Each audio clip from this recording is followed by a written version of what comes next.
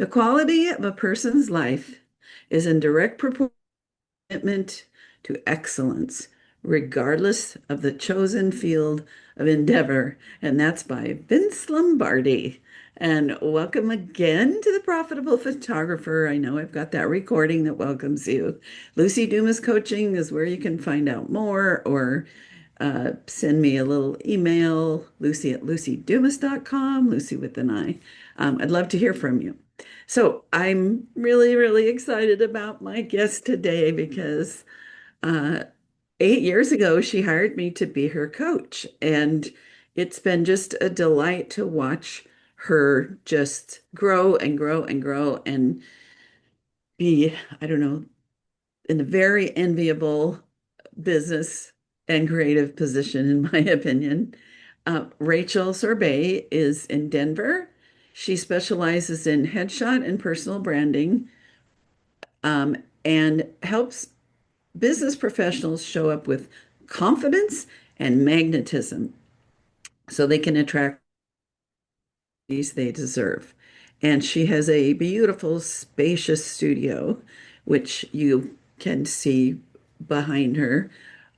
There's even a salon, and her team handles camera ready makeup so clients look their best. And I took a peek at her website, and I want you to go there and see what a beautiful, effective website looks like.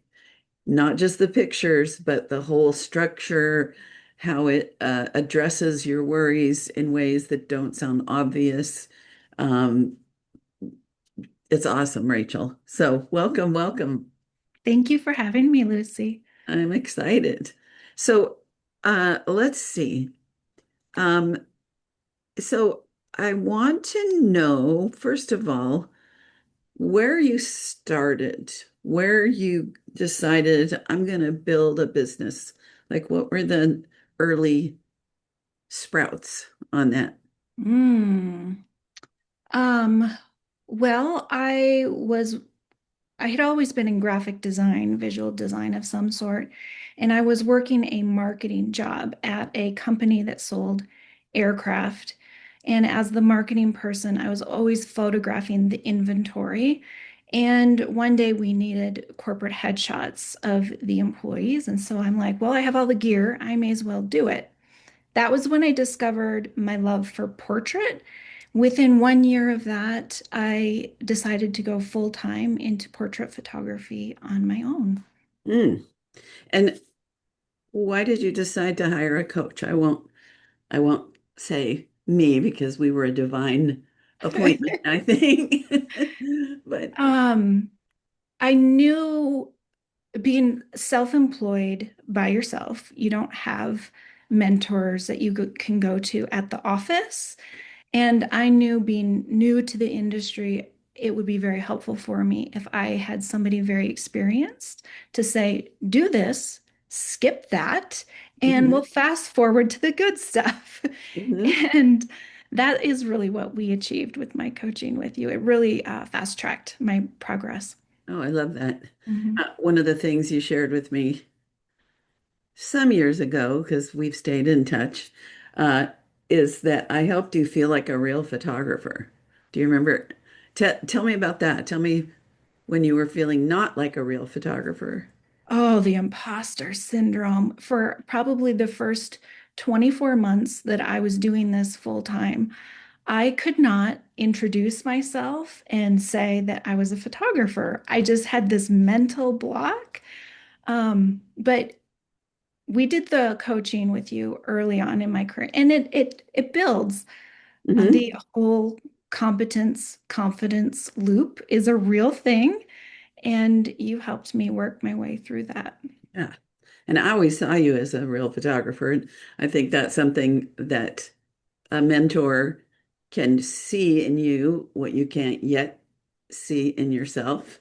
And so I'm not surprised at all that you're where you are because A, that's what I pictured, but also B, I could see that you were somebody that does the work, that shows up, suits up, figures out what to do. Yeah. So that's about action. And you and I share the woo-woo part of success, meaning the power of attraction, power of positive thinking. How has that impacted your your business in the last 8 to 10 years? It's everything. Mm. There is no such thing as luck. We Mm. make our own luck Tell me more about that. through choosing our what we want to focus on, our thoughts, who we surround ourselves with. That will either bring opportunities to you or it will put the opportunities farther away. Yeah. So you can Mhm. manipulate your luck through Yeah. um, So, positive thinking. Yeah, all of that. yeah. Oh, um, we're chatting a little bit. We've had kind of a slow 6 weeks or Yeah. so. So, how would you coach the positive, let out the worry about it and pretend you're not you? Does that make sense? What do you want to say to yourself about this time? It's so during the periods, and there's business comes in waves. There's Mhm. busy times and there's slow times, and you never know when it's going to be next. But when you get those slow times, you need to lean and you get that rest. You need to take the time and lean into the rest in the rest. Because if we're grinding all the time, we won't have a chance to really rejuvenate our soul. And in creative work, Mhm. our souls cannot be dead. Right. Mhm. Yeah, yeah. One of the things, so just want to you, Rachel, or you all who are listening, uh, want to know one of my little secrets when I'm feeling a little worried. Porch is powerful, but so is my, what do we call it? The throne. um, is no, it's more in my chair on my porch. Okay, we'll go with that. Is I because when I'm in that kind of little bit of a down spiral, I do a like a visualizing meditation where I fill myself with energy and light and positivity and get floaty inside and Mhm. also magnetic. I imagine that I'm a magnet for everything that is perfect for me and for whoever I'm attracting. And I'm pretty sure you found me after I did this specific exercise. Mhm. And then I imagine that magnetism and energy is expanding out into the world, um, and lighting up the people and the things. Deal, whatever we're looking for is looking for us. And then I imagine all that energy coming to me that's pulling those like little light strings into my field and into my heart. And then I express gratitude. And I've had some direct hits on that my whole career. So if someone's listening, feeling a little worried, or just a reminder to Rachel, when you notice, oh, I'm feeling a little X, let's do that thing. So thoughts on that? I love it. That makes perfect sense. Yeah, that totally is in alignment with how I operate. I know. And yeah, I'm all about that stuff. Yeah. So if you want a good book, and I would suggest this to you too, Rachel, there's a book called Creating Money. It's old. So sometimes if I'm in a time when I think, I need more work, or my monthly income is not what I'm comfortable with, I'll pull out that book and it combines practical with these tools. I think that I hardly ever actually finished the book because I would get so dang busy. that I wouldn't have time to read. But at the back of the book are some more expanded exercises like this. So, Sonia somebody, I don't want to take the time to look it up, but creating money. I have flashcards, but I can't find them anymore. They don't make them that were gifted to me that have lots of powerful um, things to think about. And used to keep it where I would look at one every day and such. And so, yeah, I feel that I you're love into it. the woo-woo. Another book that's similar is A Happy Pocket Full of Money. Have you read that one? No, I gotta So write this that one down. is, I have read it. I'm in my fourth time reading it right now, and my version is, or copy is all beat up. It's underlined, it's highlighted. And I love that book. And now I just read 2 pages a day, and because there's nuggets throughout it Mhm. that you can meditate on. And I love it. yeah. Look that up as soon as I'm on my own.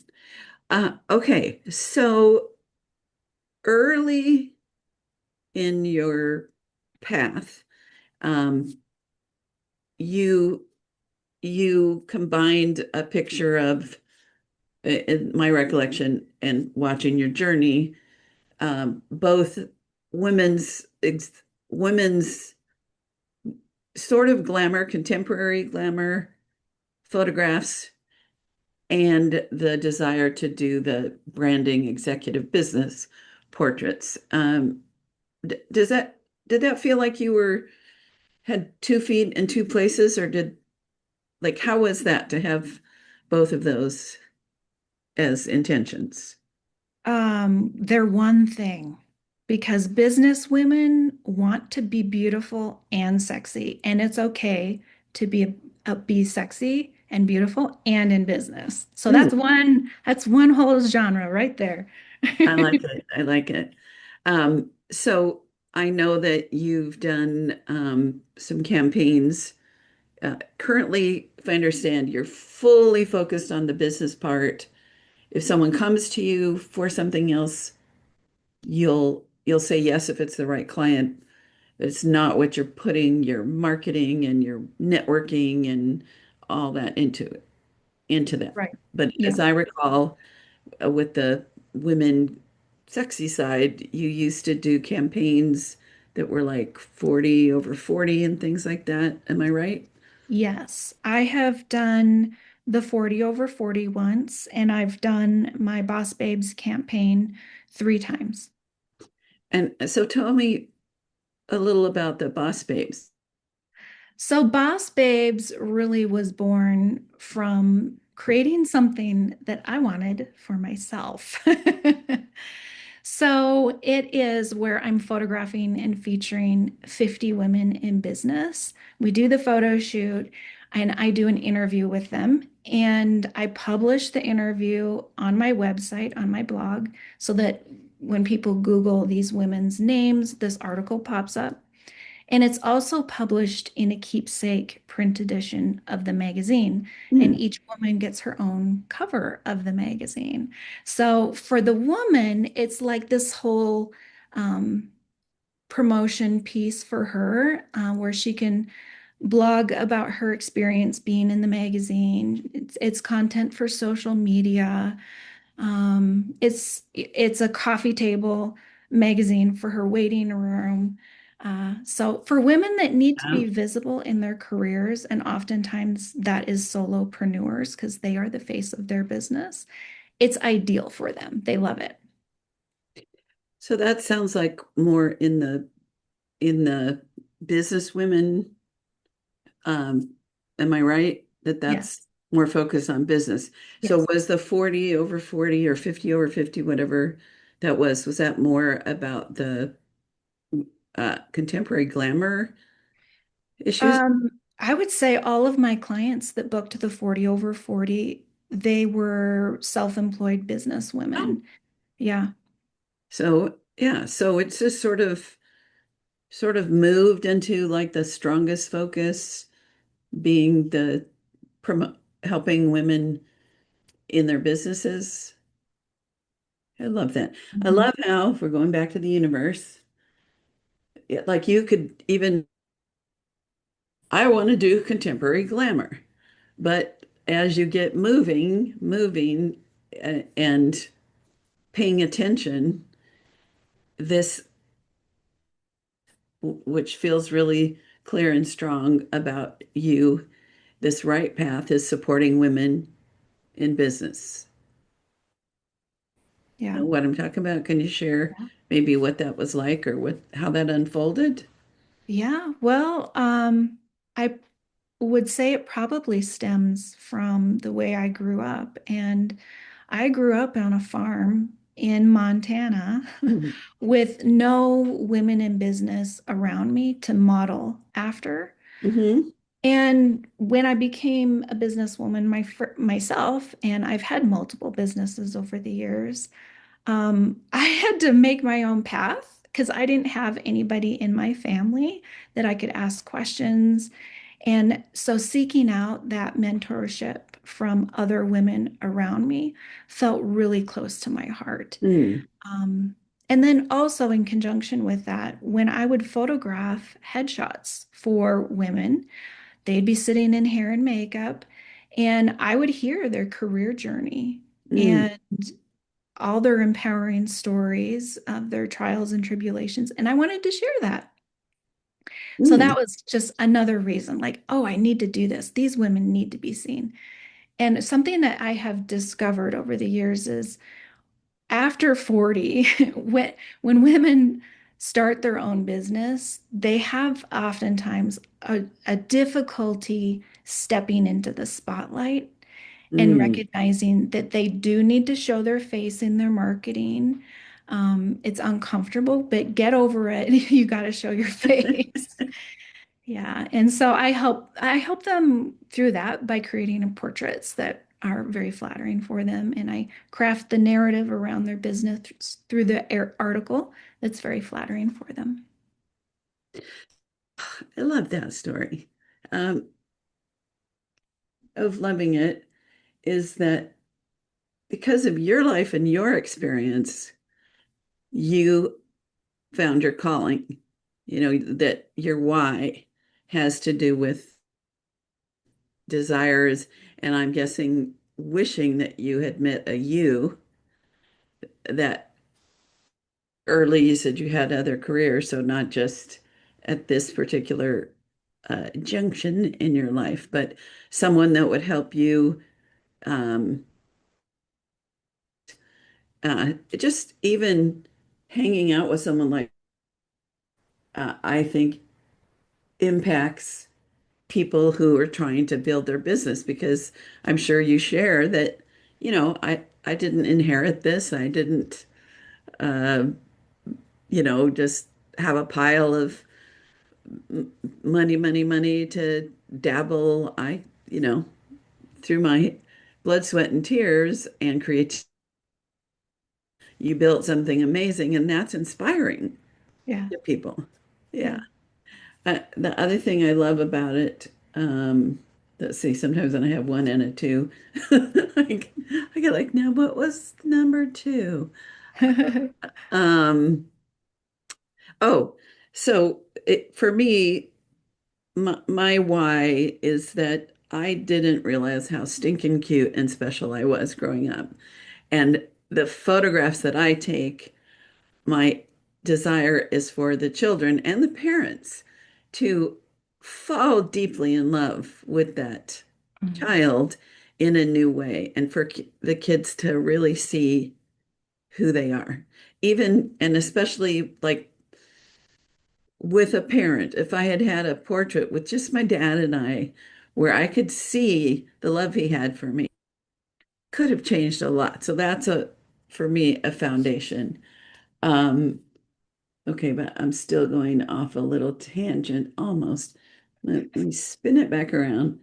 So, oh, and I used to kind of think that portraits of people and families and because it's what I love to do, we're more life affirming or something than things related to business.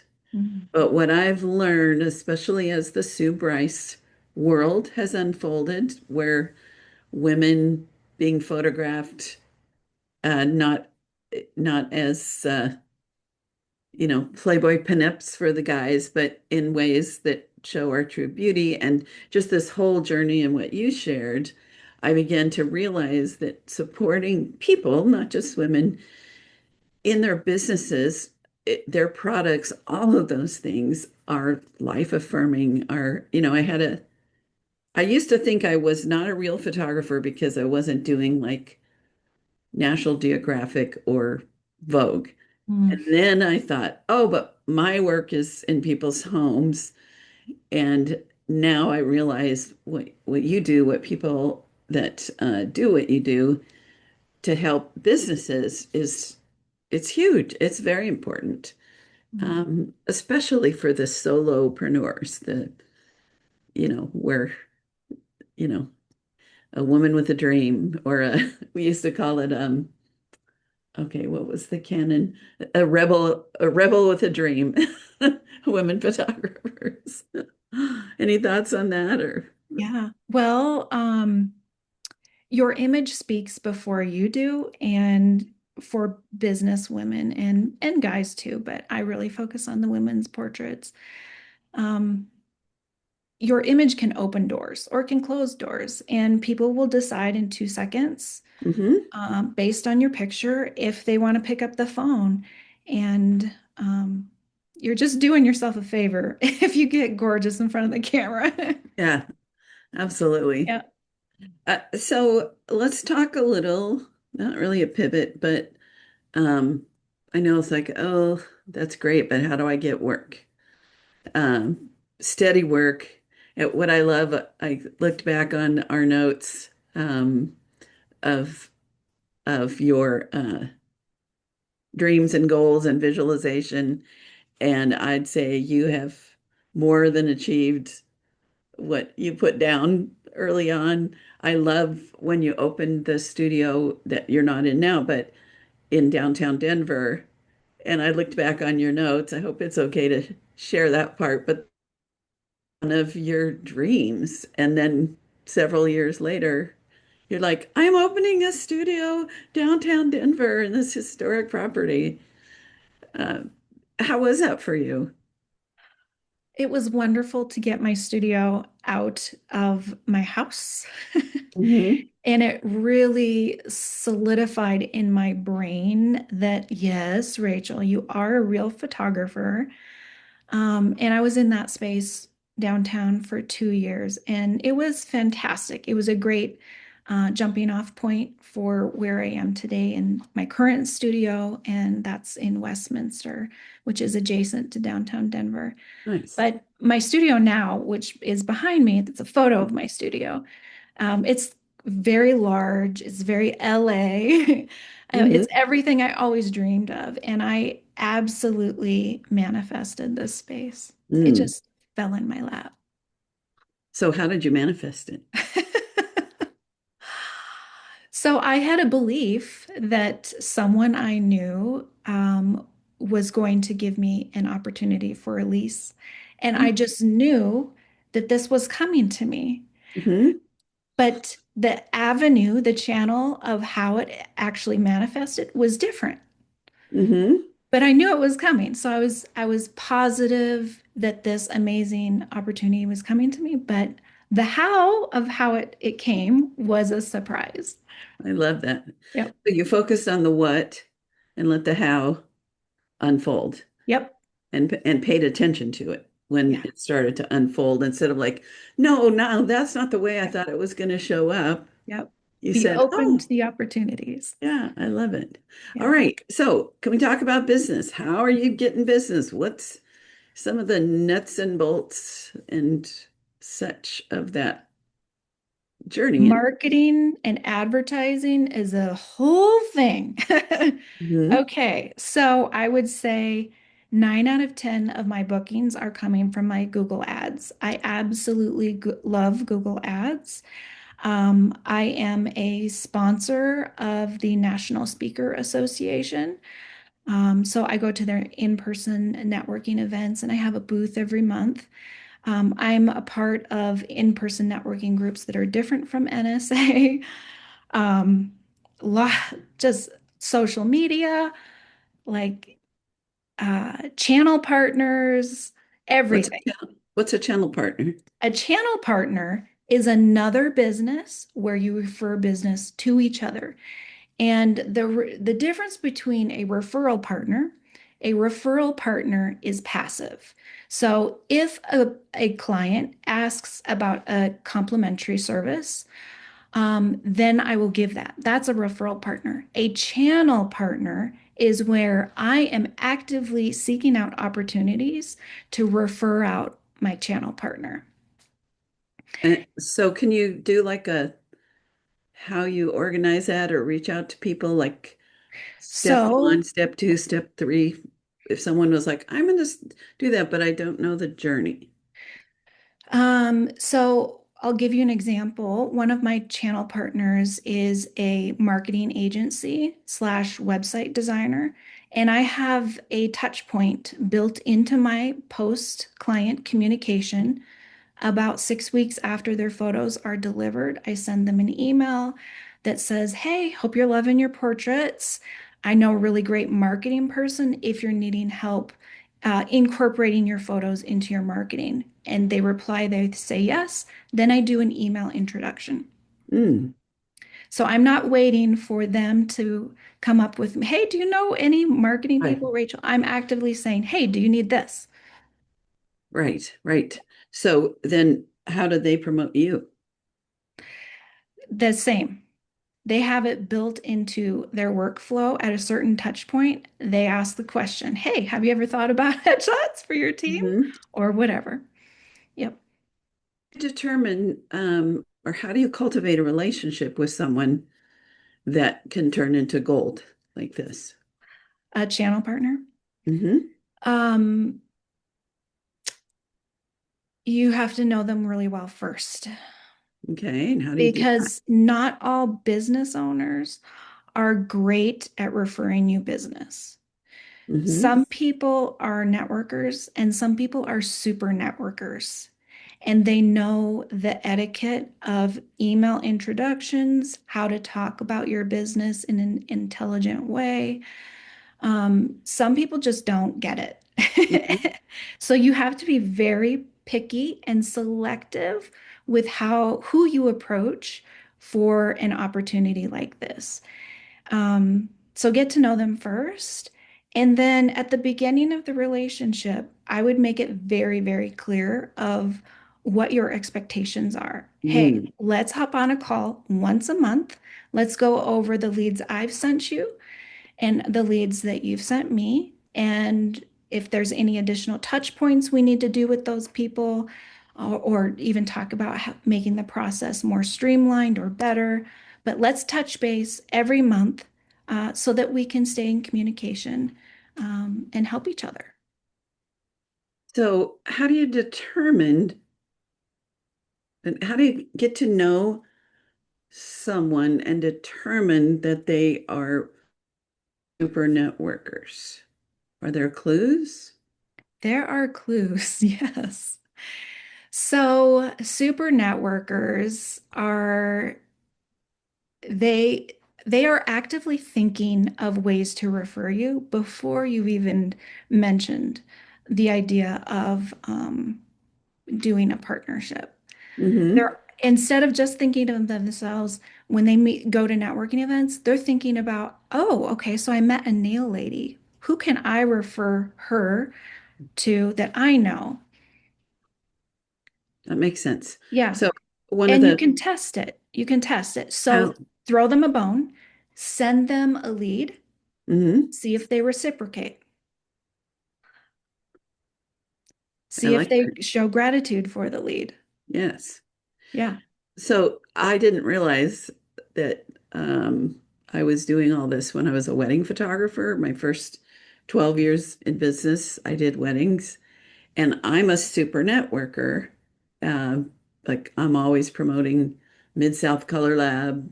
I don't get anything from them. I just know that people that want uh, to be doing high-end photography, wall portraits, um, high quality, you're in really good hands. And they also still do the stripped canvases.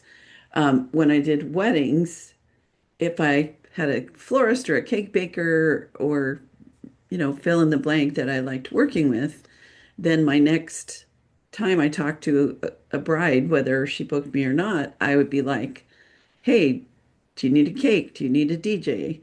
And I just started doing it because I wanted my brides and I wanted the people I liked working with to get work. And then I started noticing some referred me back, and we built those relationships. At bridal shows, I always would send people to the other vendors. Uh, after they were at my booth, I would be like, hey, are you looking for this and that? I would send them photographs, printed photographs. And sometimes I kept referring because, like, there's a cake baker that is far and above the quality of every other one in terms of the taste. And I wanted to have a piece of their cake, so I referred them. They never referred me back. I don't care. But yeah, it then I started doing it intentionally. So I love that, Rachel, that I was accidentally doing it. Um, And the nice thing is, a lot of photographers are introverts, and a mhm. lot of those are socially awkward. So in your when you're in a networking Ah, setting, and it gives you something to talk about. It I gets like you it. asking about their needs and their interests, and it helps you connect them with people that would be complimentary for them. Right.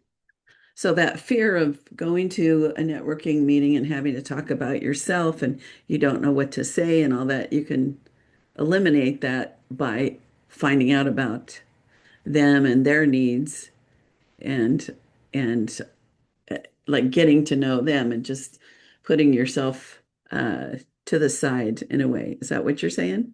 Yeah, it's a great talking point. Yeah. Yeah, yeah. Um, I I had this great idea, and I wish I had had you to tell me, no, don't do it. uh, I thought, okay, I'm going to find dance schools because my ideal clients in certain neighborhoods, there were some nice, uh, you know, kindergarten, 4-year-old on up dance schools. And I thought I'll develop a relationship and I'll photograph for them. And I just sort of thought they would automatically refer me. And I did all this work. I made art for their walls, all kinds of things, and never got one thing back.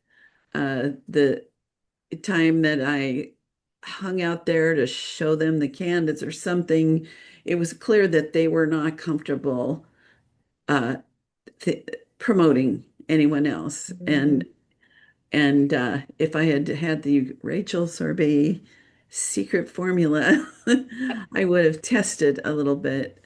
And also, what I think I'm hearing is also noticing if, like, when I met them, if they were like, oh, and you might want to talk to um, this company that makes tutus because they're really supportive, so, things like that. Is that kind of what you're talking about? Yeah, yeah. Yeah, I love that. One of the telltale signs that someone is a super networker is when you meet them and you tell them who you are and what you do, one of the first things they will say is, "Oh, I know who you know need to meet." That's a Mm, super networker because they're yeah. automatically just thinking of who they can connect you with. It's automatic for them. Um, so how many networking groups are you a part of, or do you recommend someone start with, or like how does that work? How do you get that going?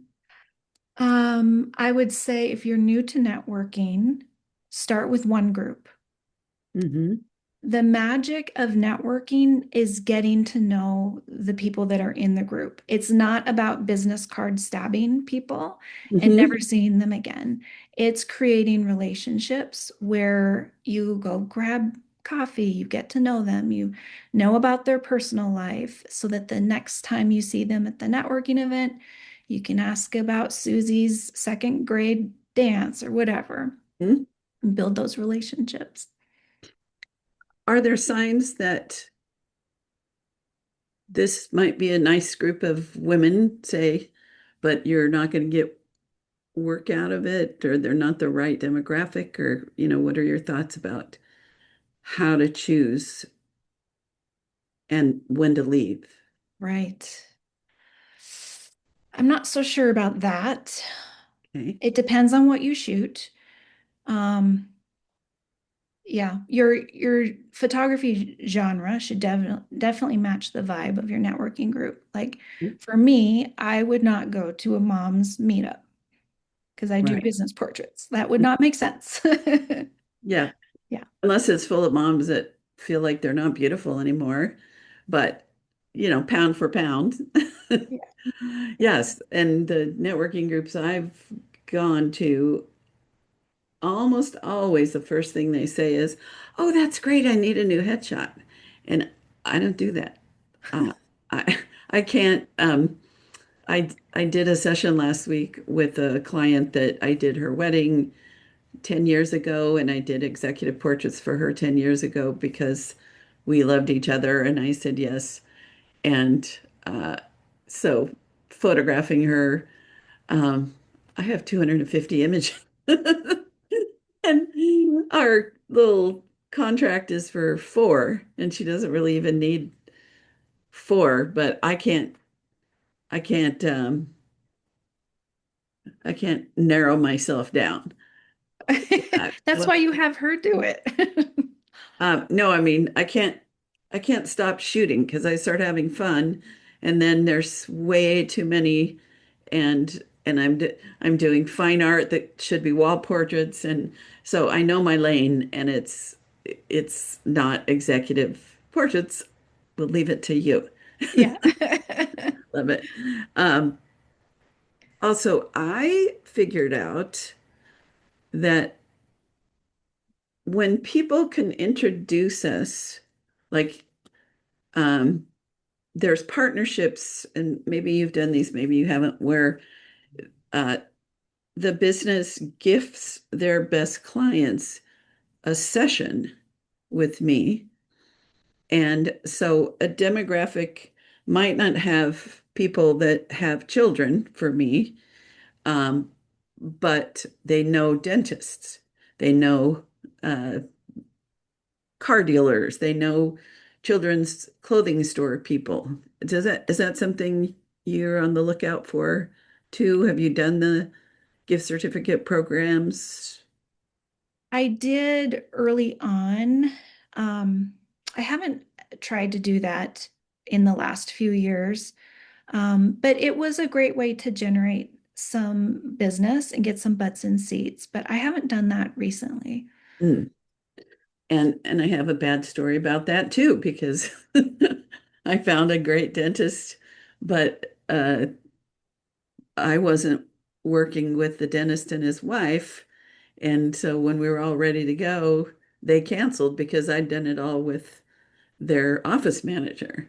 And Mm. I learned some lessons there. And lessons are good too, right? Oh yeah, they're very valuable. Do you have a lesson like the two that I just told you about, where you're like, not doing that again? Yeah, I feel like every shoot, every client, there is a little nugget of a lesson that helps me refine my process or be like, Mhm. I'm going to say this at this time instead. Right.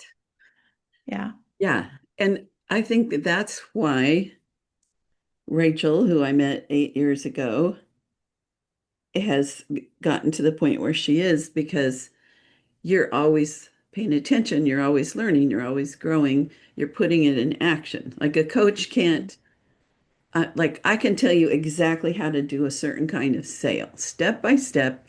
If you do it that way, like I've had clients, coaching clients where it was their first sale ever and they just did my thing, said my thing, and they sold many wall portraits. But a, a coach can't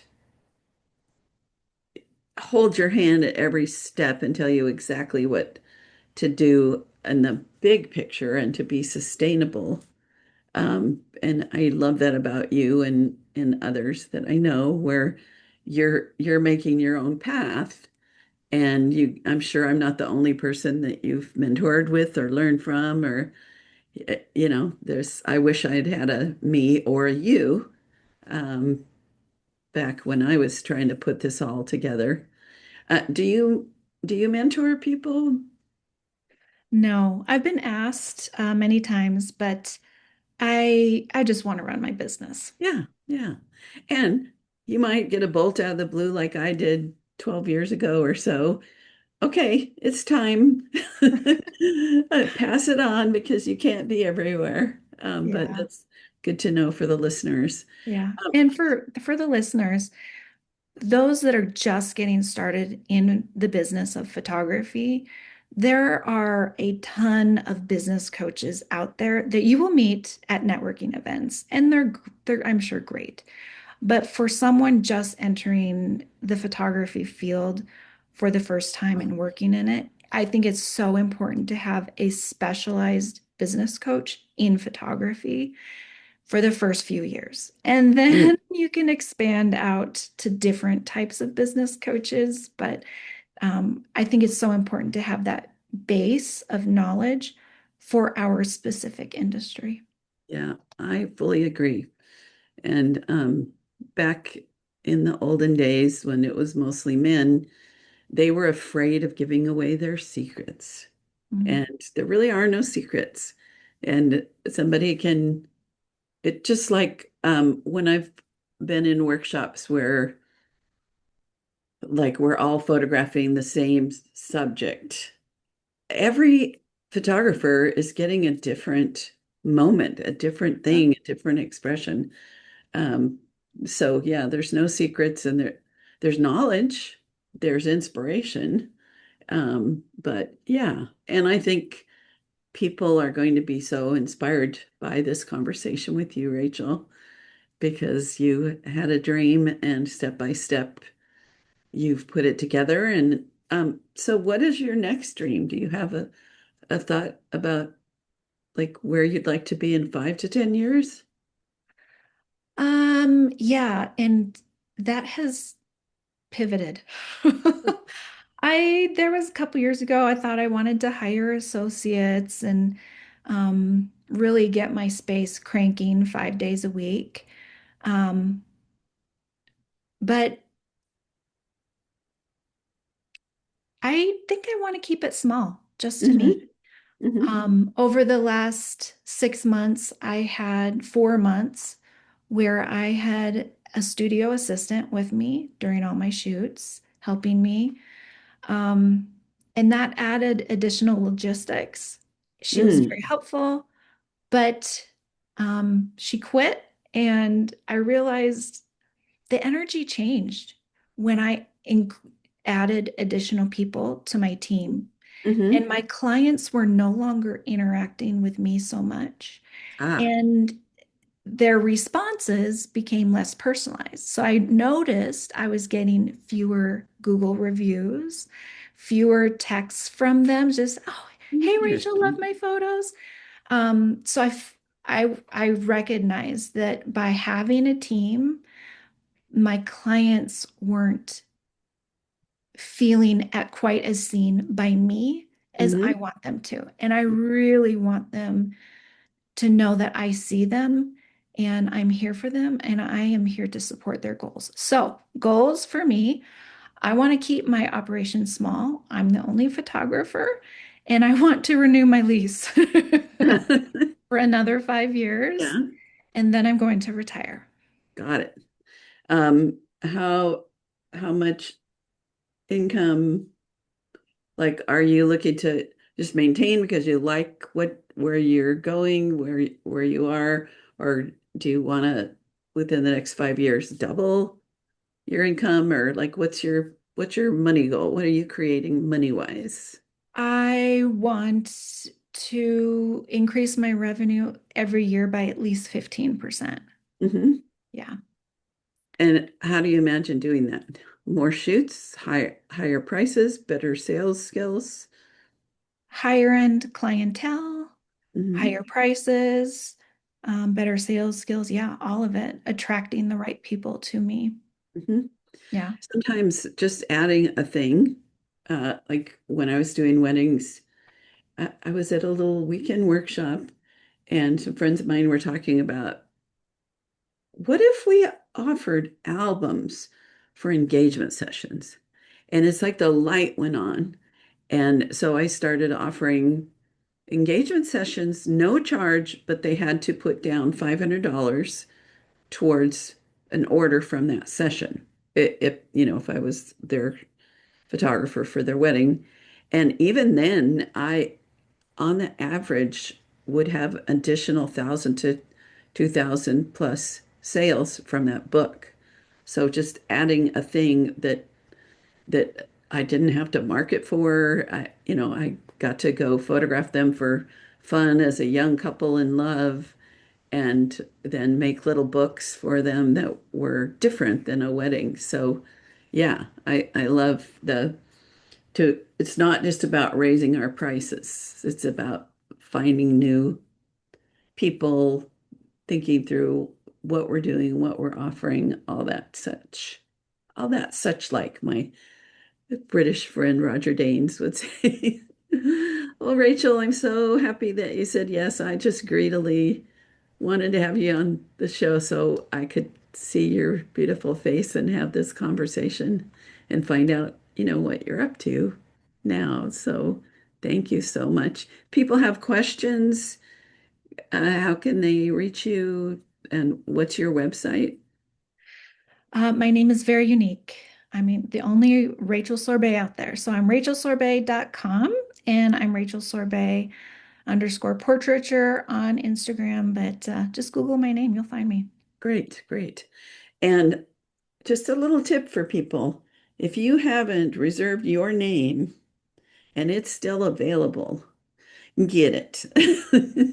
I got Lucy Dumas, whenever, first thing I heard about domain names. And it's just so much easier for people to find us when you add photography and all of that. Yeah. So, do you have any last thoughts? Either some little thing you're like, oh, I wish I'd have said that, or just a little parting thought. Hmm. This is where the editing comes in. Oh gosh.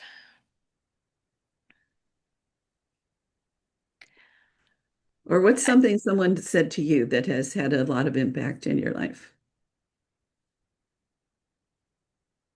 Oh gosh, I'm not good on the spot. Okay. I would say if you if you dream it, you can do it. That's Yes. cliche, but it's so true. Hmm. And the universe doesn't give you dreams willy-nilly. It Mm. only gives you dreams that you can achieve. Ooh, I love it. I love it. Yeah. You should have that a little quote. I do these quotes in the beginning, so maybe I'll use that one for There another, you go. Rachel Sorbet. So I'm gonna chat with Rachel a little bit after we pause, and then be sure to come back and I'll do a little bit of my wrap up. I'm not sure I can fully uh, summarize all the goodness, so you might want to re-listen. But Rachel, thank you so much. I'm just delighted to have this conversation and share you with the world in 110 countries. Thank you, Lucy. You're welcome.